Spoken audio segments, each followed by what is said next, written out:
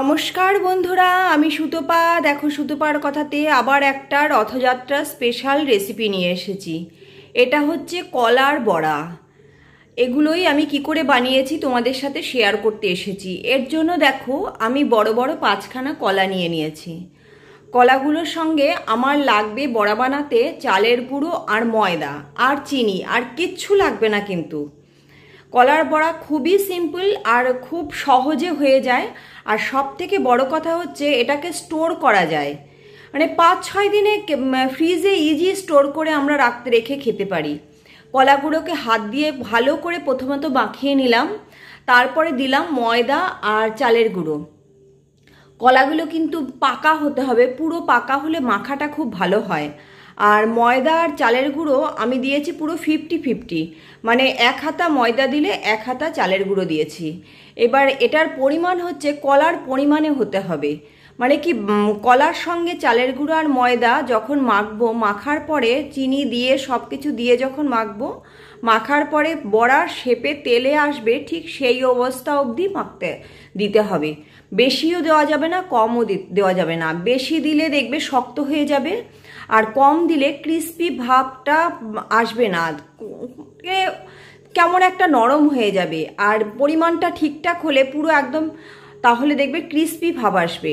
আমি এই যে এরকম করে দেখো কেমন অবস্থা অবধি আমি নিয়েছি চালের গুঁড়ো আর ময়দা, ঠিক এই অবস্থা অবধি নিতে হবে। তারপরে চিনি দিয়ে দিলাম। আবার আমি চিনি একটু কমই দিয়েছি, চিনিটা মিষ্টি অনুযায়ী যে যেমন মিষ্টি পছন্দ করবে সেরকম দেবে। আমি চিনিটা একটু কম দিয়েছি। এবার দিয়ে মাখিয়ে নিয়ে আমি ঘন্টাখানেক এটাকে রেস্টে রেখে দিয়েছিলাম, কেন চালের গুঁড়োগুলো যাতে ফুলে ওঠে। এবার ঘন্টাখানেক বাদে আমি ফিরে এসেছি, এসে আবার হাত দিয়ে ফের ভালো করে এটাকে মাখিয়ে নিচ্ছি। কারণটা হচ্ছে যত ভালো মাখা হবে বড়াগুলোর উপরটা ক্রিস্পি তত ভালো আসবে। আর যদি মাখাটা কমা হয় না, তাহলে দেখবে ক্রিস্পি ভাব কম আসবে। এবার আমরা ধরো গরম গরম যদি 2-1টা খাই, বেশ সেটা উপর থেকে বেশ একটু মুচমুচে ভাব হবে, সেটা ভালো লাগবে খেতে। ভেতরটা সফট হোক, উপরটা একটু ক্রিস্পি ভাব আসলে না খেতে ভালো লাগবে। এবার তেলটা যখন মিডিয়াম গরম হবে তখন বড়াগুলো দেব, কেন পুরো গরম হয়ে গেলে বড়া দিলে না, সেই বড়া দেওয়ার সঙ্গে সঙ্গে লালচে হয়ে উঠবে। এবার তেলটা মিডিয়াম গরম হলে তার মধ্যে বড়াগুলো দেব, দিয়ে তেল ওই মিডিয়াম টু হাই কিংবা মিডিয়াম এর মধ্যে রেখে বড়াগুলো ভাজবো।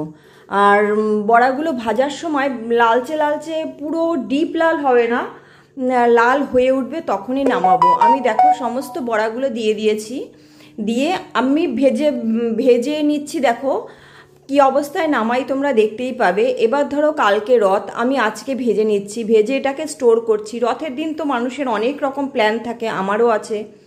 আর রথের তো স্পেশাল পাঁপড় ভাজা, তেলে ভাজা, সেটা তো কালকের জন্য থাক।